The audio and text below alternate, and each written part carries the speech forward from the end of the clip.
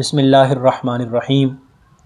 یوم عرفہ کا روزہ بڑی فضیلت کا حامل ہے۔ گزشتہ ویڈیو میں اس پر مکمل تفصیل سے آگاہ کیا گیا کہ عرفہ کی فضیلت کیا ہے۔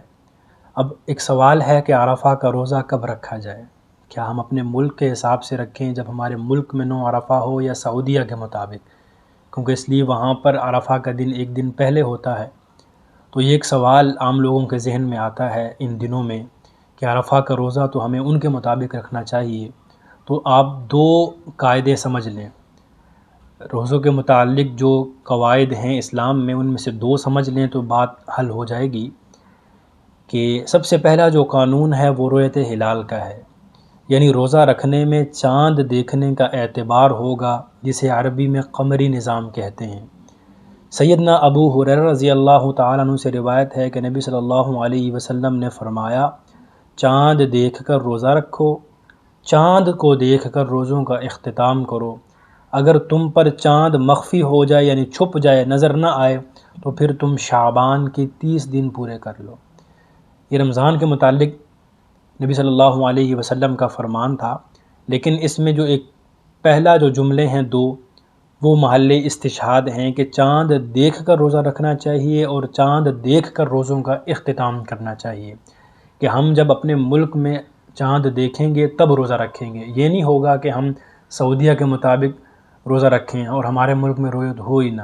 یہاں پر مکمل رؤیت ہلال کمیٹی ہے، وہ مکمل اس کا اعلان کرتی ہے۔ اس لیے جب ہم نے یہاں پر بھی عرفہ کا روزہ رکھنا ہے تو پاکستان کی رؤیت کے مطابق جو عرفہ کا دن ہے وہ کل ہے، اس دن روزہ رکھا جائے گا۔ اس لیے کہ ہم اپنے جو روزے رکھتے ہیں پہلے رمضان میں بھی، وہ بھی اپنے ملک کے مطابق رکھتے ہیں۔ ہم اس چیز کا نہیں اعتبار کرتے کہ سعودیہ کا روزہ افطار ہوگا ہم کریں گے، سعودیہ میں سورج ڈھل جائے گا تو پھر ہم کریں گے، ایسے نہیں ہوتا۔ دوسرا جو قانون ہے وہ اختلاف مطالع کا ہے، یعنی ایک شہر کی جو رؤیت ہے وہ قریبی ان تمام شہر والوں کے لیے کافی ہوگی جن کا مطلع ایک ہو۔ مطلع کے اختلاف سے ایک شہر کی رؤیت دوسرے شہر کے لیے نہیں مانی جائے گی۔ دیکھیے، ام فضل رضی اللہ تعالی عنہ نے قریب کو اپنے ایک کام کے لیے سیدنا معاویہ کے پاس شام میں بھیجا۔ چنانچہ ام الفضل رضی اللہ تعالی عنہ قریب کو اپنے ایک کام کے لیے سیدنا معاویہ رضی اللہ تعالی عنہ کے پاس شام میں بھیجتی ہیں۔ جناب قریب فرماتے ہیں کہ وہاں ہم نے رمضان المبارک کا چاند جمعہ کی رات کو دیکھا، اور میں اپنا کام کر کے واپس لوٹا۔ یہاں میری باتیں عبداللہ بن عباس رضی اللہ تعالی عنہ سے ہو رہی تھی۔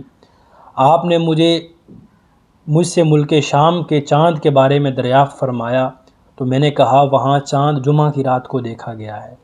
آپ نے فرمایا تم نے خود دیکھا؟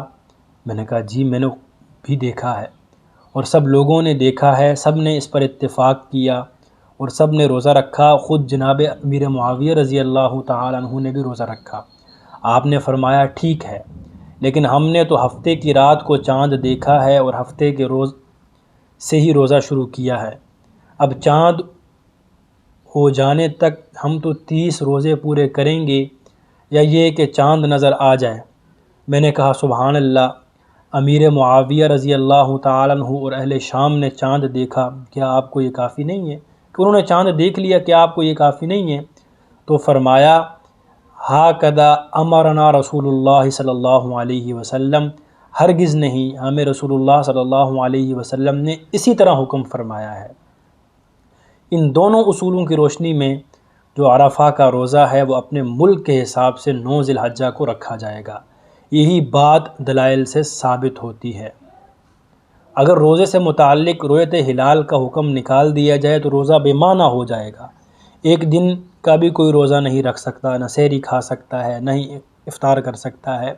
اسی لیے یہ بات دلائل سے ثابت ہے کہ جو عرفہ کا روزہ ہے وہ اپنے ملک کے حساب سے 9 ذی الحجہ کو رکھا جائے گا۔ دعا ہے اللہ رب العزت سے کہ وہ ہمیں اس دن سے زیادہ فائدہ حاصل کرنے کی توفیق عطا فرمائے۔ وآخر دعوانا ان الحمد للہ رب العالمین۔